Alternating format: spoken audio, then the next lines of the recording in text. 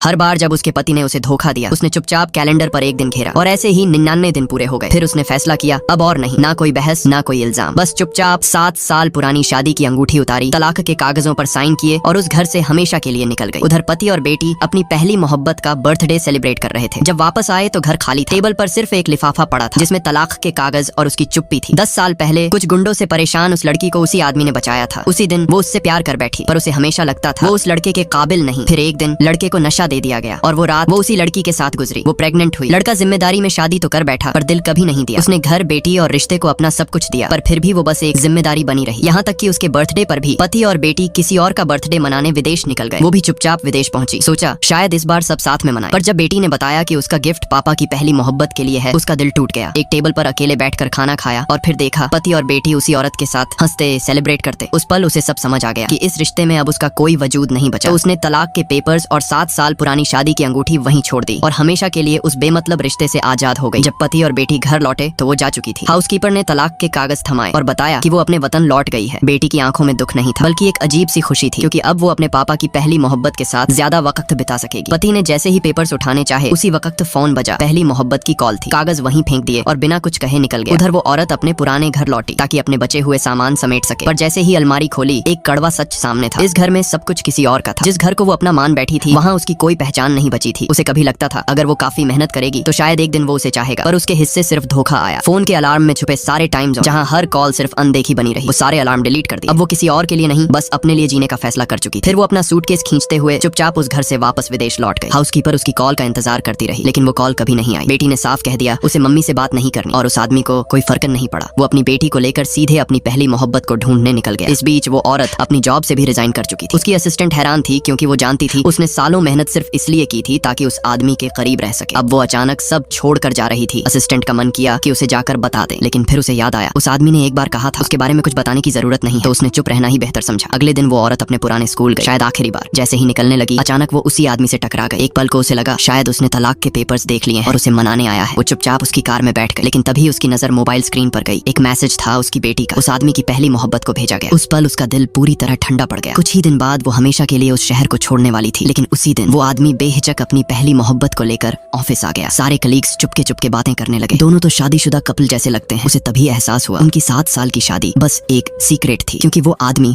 कभी उसे दुनिया के सामने अपनाना ही नहीं चाहता था। लेकिन अब जब जाने का फैसला कर ही लिया था, उसने खुद को शांत रखा और उस आदमी ने उसे एक नजर देखना तक जरूरी नहीं समझा।